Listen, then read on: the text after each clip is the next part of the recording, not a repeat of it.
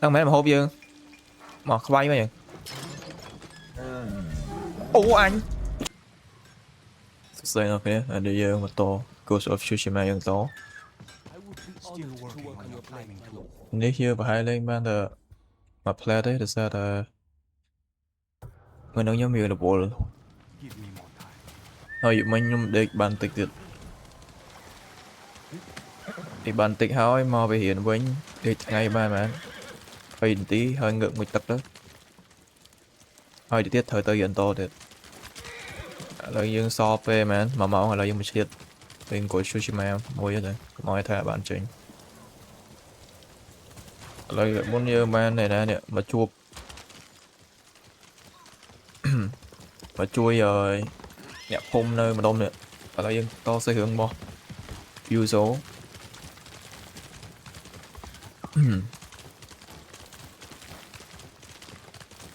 bị tới phải mọi mai chuyến rồi tới họ không nghe rồi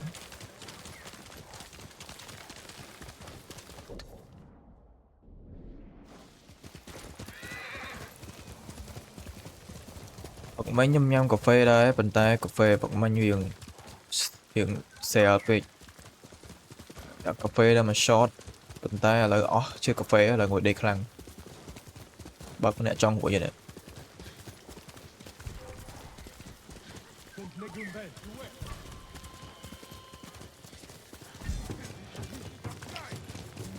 trong kho mấy bộ nó cái khăn như từ đây sử dụng như để lấy những đi chỉ ba skill mấy gì những lên to bị vẹn một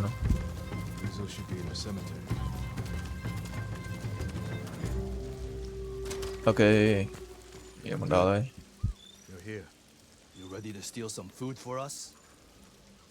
cái mission này cái đa lùi mà hộp à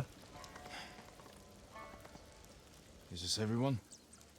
Just the men who can ui fight. sao cái đấy what the fuck The rest are too hungry or sick. oh, yeah. Let's hope we're enough to raid the fort. There's a better chance of seeing cherry blossoms in winter than getting that food. There's always a way. Preferably one that doesn't kill half my men.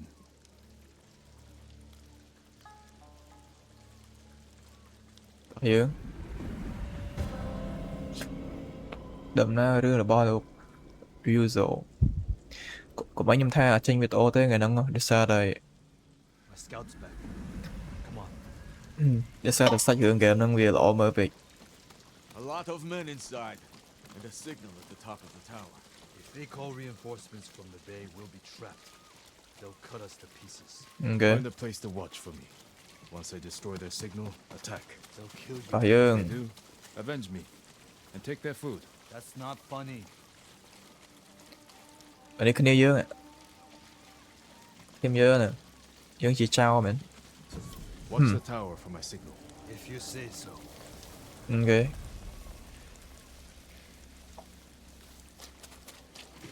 visible alarm in the lighthouse mùi nào ok này lợi nè ở đây bro nhâm cho mình ai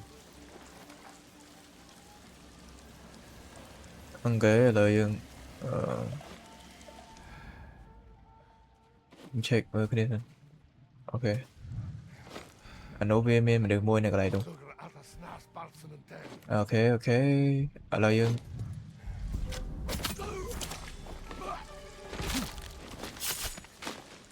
ở cưới quen cha nè nên đi mình nó ok nó bị bay để đâu đi cái hà lói còn toàn bay mà ở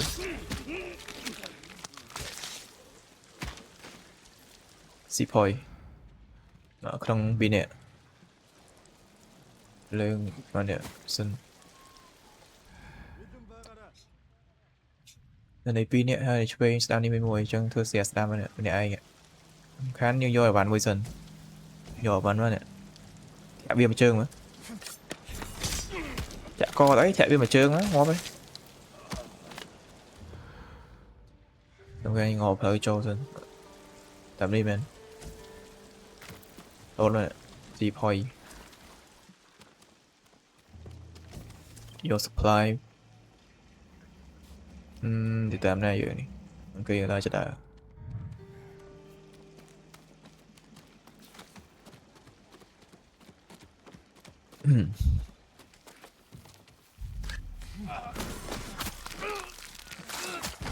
Doing lần em á.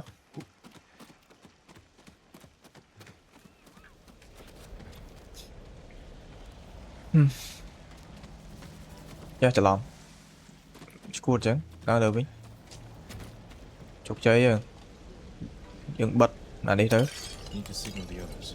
They'll see me light the brazier. Ok tao dừng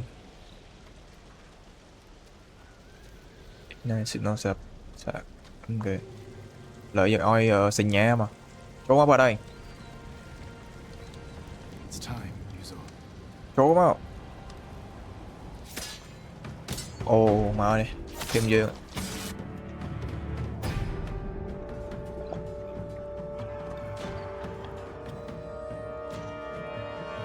lợi dương vô cặp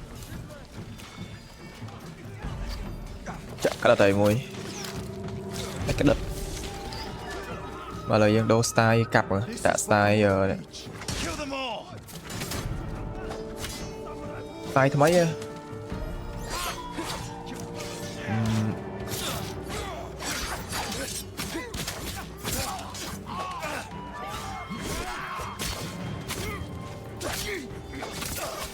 Oh my god, Dream Style nó có backup rồi.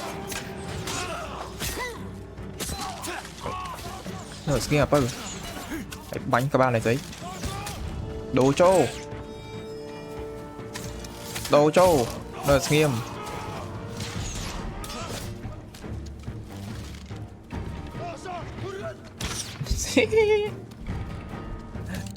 Đấy. Nè, hãy score tham Chiro hết. À đây á, để giờ quên bị về mà dương bạch cặp với thằng banh về banh thử này anh chua chứ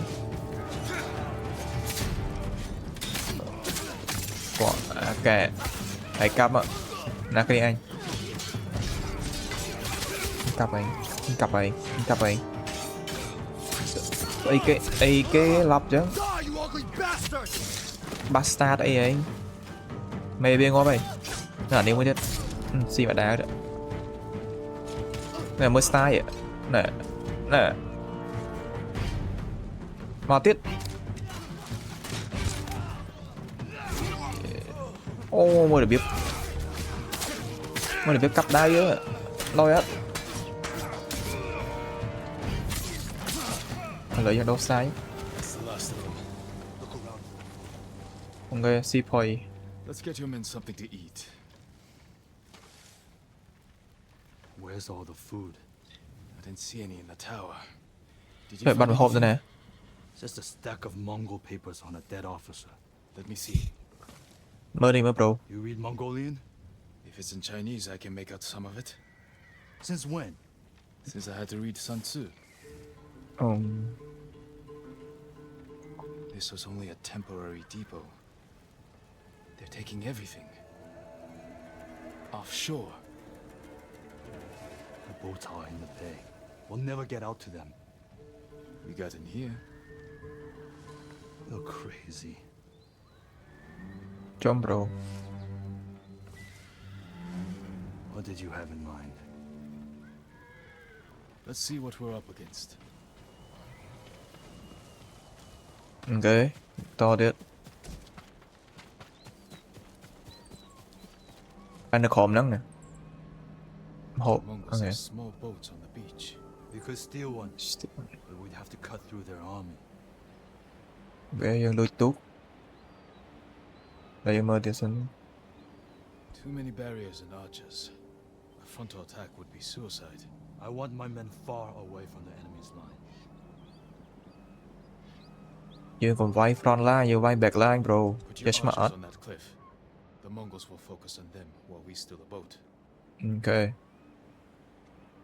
anh bay phù nha lửa nắng Flaming arrow might set off those explosives. That will get their attention. ok We need them to look away from the beach. ok All right, ta men. dương They don't know we took the fort, so they'll be waiting for reinforcements that aren't coming. Keep them busy long enough for us to steal a boat. Then retreat into the forest. Look for my torch. That's your signal to attack. Let's find a way down to the beach. You heard Yuzo. We won't let you down. Watching you Leave fight lại nè back nè, there reminds lại me cho. of Lord Nagao's tournaments. You did whatever it took to win. It was a competition. Okay. You fought just as hard. Did I? What are you getting at? Nothing. Just remembering our duel. We'll talk about this later. If we survive. Your men should be in position. Light the torch. Now, man. Rồi ghê, ba bản nô mến. They come through. Look at that fire. Đi đi sờ sờ mà rồi lại ăn chỗ đó. Chỗ lộp lộp.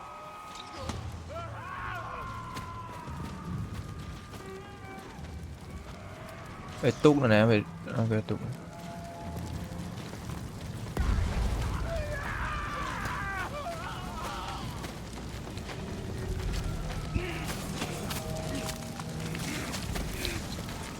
Doing tay chỗ mà đôi tuột này We need to move quickly. Take an oar. có thêm dương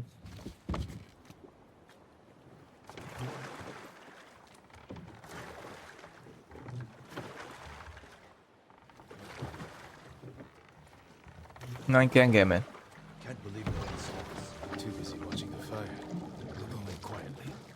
Ok dương spy ột mà hộp lửa tuột nữa Nothing.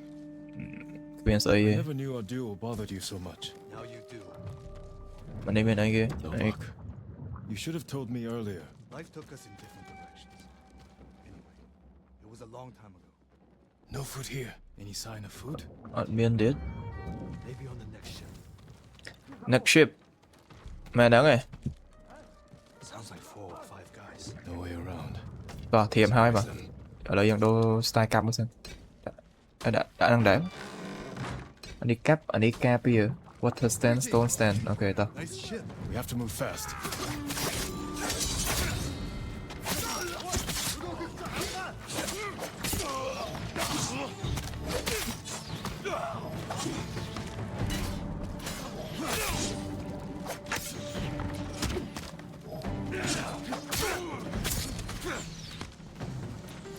ai vậy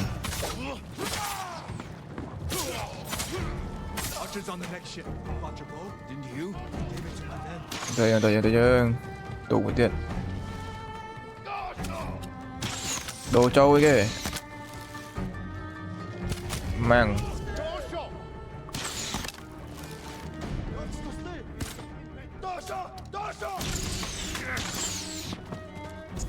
sao bỏ đi bánh thủ không mẹ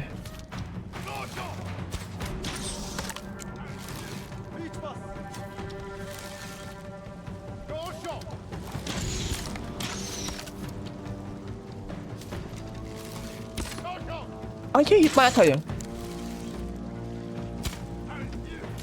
anh thòm lên ba đây anh trom lên ba đây More Mongols. anh trom lên ba đây anh trom lên ba này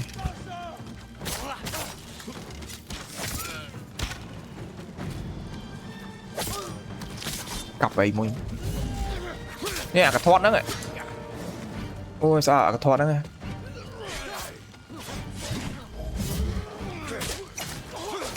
tới ghê sao bạc thoại năng đây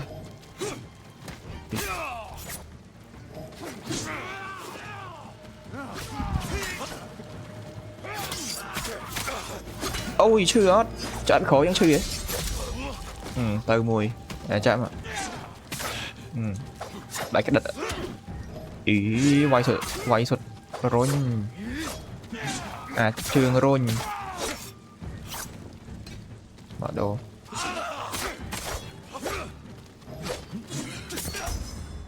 deploy leader kill vậy mày sợ ton mua đấy nó sao lại The food isn't here. It has to be on the other ship. You search here. I'll take the other. Be careful.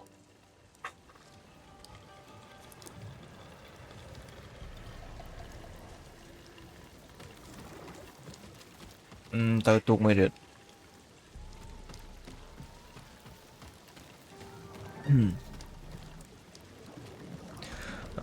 Tới tuột mới tia tới tam na chứ vậy. Tầm tới tam na thế, maybe tầm đấy. Ok.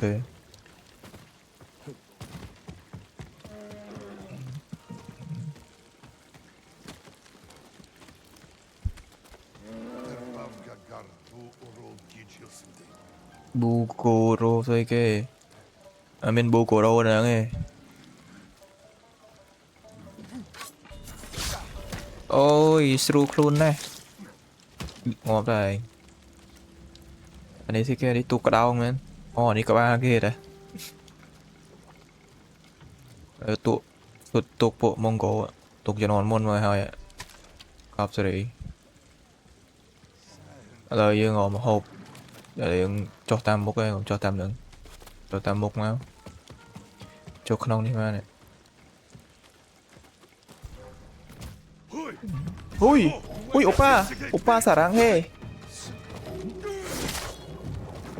Ui, Sasaki. Water stand is effective against shieldman. Put mình shield to water quả đi. Bay shield bắt.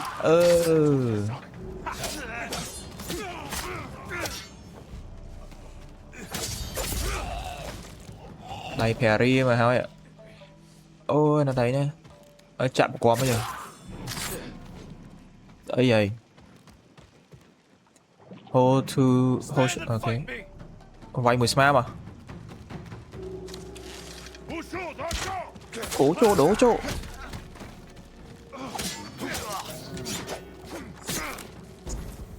Đi ngon à. Vay sụt lột hả anh đặt chơi lột cặp đây. Tìm mà chứ. Ngọt. C-point khỏi phòng. Đố chỗ. Với anh chú đấy. Đồ trâu rồi. Ui, đây kia đó. Sạch sẽ kia đó. Đang mấy mà hộp dương. Mà không bay mà vậy. Ồ anh. Cút.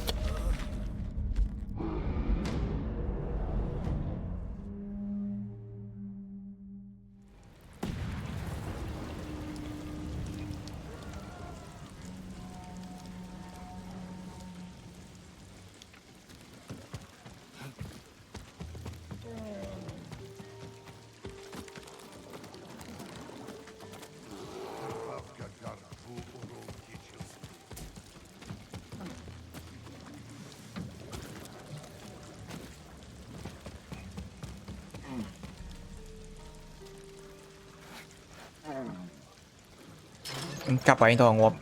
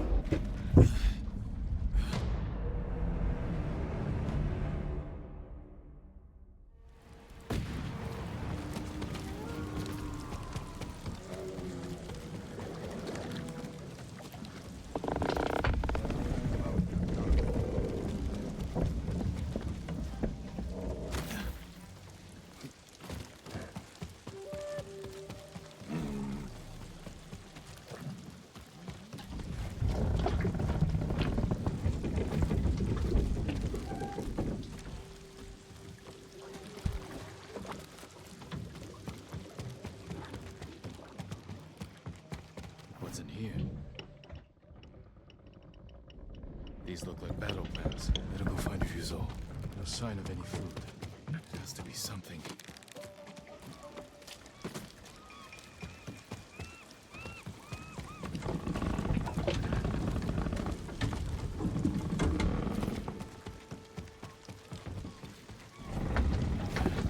Vì anh thấy ghê. Anh chưa rồi nha.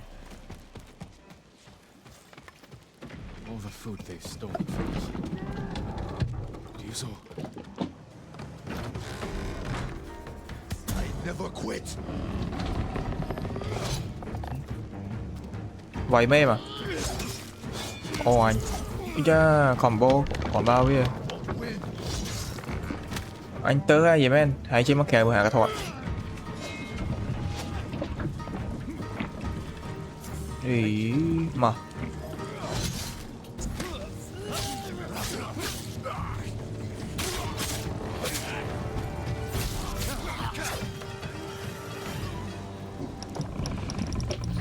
I would have had that Mongol if you hadn't shown up. I know. Did you see how big he was? That's where all our food went. Anh quên rồi mẹ.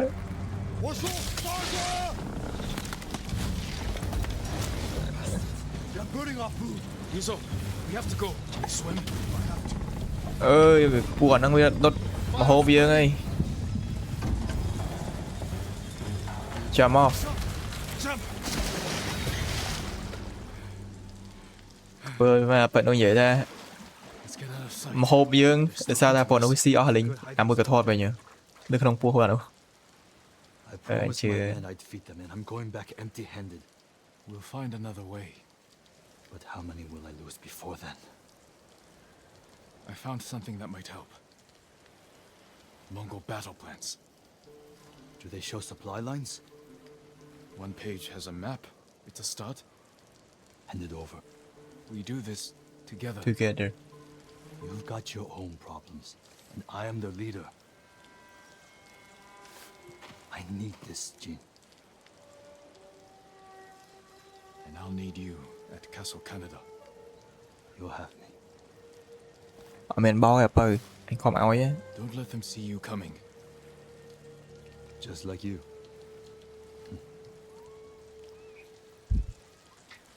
Mình có hỏi. Nhà thờ. Chop à.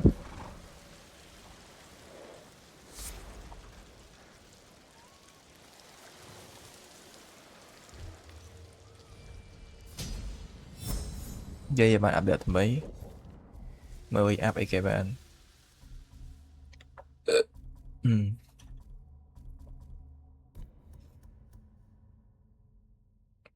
Rồi chọn app skill cặp bill. Ok. Đi lao điểm mày. Ok, giờ điểm.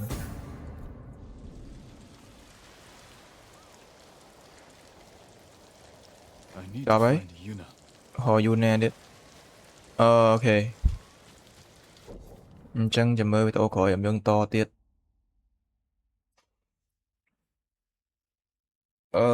So sai hướng màn tiết. Ok, sai hướng The Iron Hook. Chân với tổ dương với tập bình đứng. Hiện Clay tích. Sao đây là Wall. Tay này chết mà thơ chừng. Chân chăm chụp khuyên nơi với tổ khỏi tiết. Bye bye.